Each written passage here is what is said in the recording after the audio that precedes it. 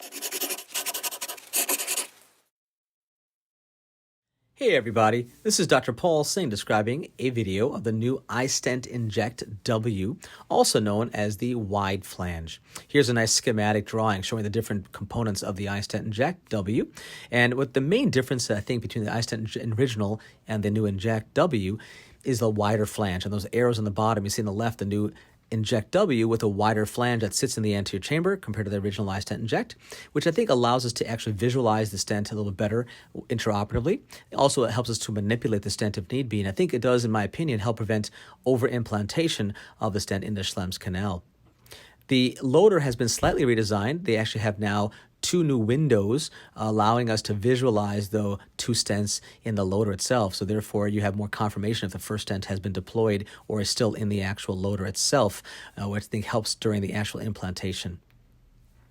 The actual trocar also has been redesigned as a tri-bevel tip, which allows it to have less chance of it grabbing the trabecular meshwork tissue as you're removing it after implantation. And this new splayed trocar, which I do think has the ability to decrease the chance of trocar bias. I think we've seen a little bit more sturdy implantation, less friction when it's released into the Schlemm's canal.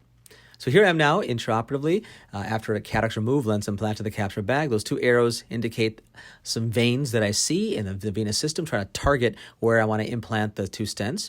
This is the actual new loader. You see a nice protective sleeve, looks like a needle there, protecting the actual trocar of the iStent Inject there. That green lever you can release and advance, and that's what allows us to retract that needle sleeve to expose the actual trocar and the actual iStent Inject W.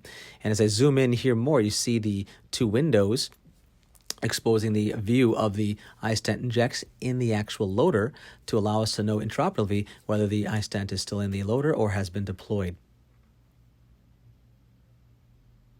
So now I'm here intraoperatively, zooming in with my Gonia prism. I like the Glaukos eye prism. I think it's a wonderful view, a nice wide view of the angle. But the most important thing with any of these procedures is a good en-face view of the trabecular meshwork of the angle there, TM's facing at you. Now I'm going and entering as perpendicular as possible. I release that sleeve.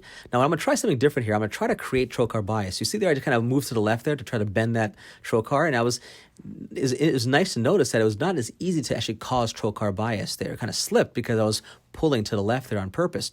So that was kind of a nice evidence that the trocar is more sturdy in my opinion. But now I'm going ahead and press the button, releasing. Got one stent in there beautifully. Didn't have to push too hard at all.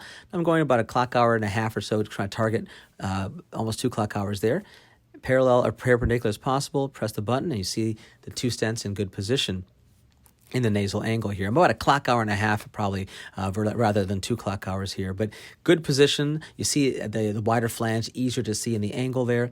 And I see a nice reflux of blood coming from those two iStents in the angle. I'm going to go ahead and remove viscoelastic with my automated INA. What I love about this part of it is the evidence of improved outflow facility with the blanching. The blanching is kind of my favorite part of it, and which is nice when you look actually at before and after pictures. You can see a significant difference, those two arrows pointing where those large veins were. And here's a nice still, again, showing you the two veins pre-op or prior to the implantation, and the right there during INA. And now when we're done with the stent is removing viscoelastic, hydrating the wounds now. And I think it's important to hydrate the wounds, fill up the anterior chamber with enough BSS to overinflate it, but then don't suddenly decompress the eye back to physiologic IOP. I like to wait a little bit longer. Give some time for the eye to equilibrate with the venous system. Slowly decompress the eyes, kind of give it some time, press on make sure there's no heme refluxing back, slowly press on the eye, release viscoelastic, or BSS rather, and then once you feel comfortable, now after maybe a minute or two of watching, you feel comfortable, then you can go ahead and let the patient go. And this has prevented heme post-operatively in my mixed cases. Hope that helped. Please email me anytime if you have any comments or questions, and thank you again. Take care.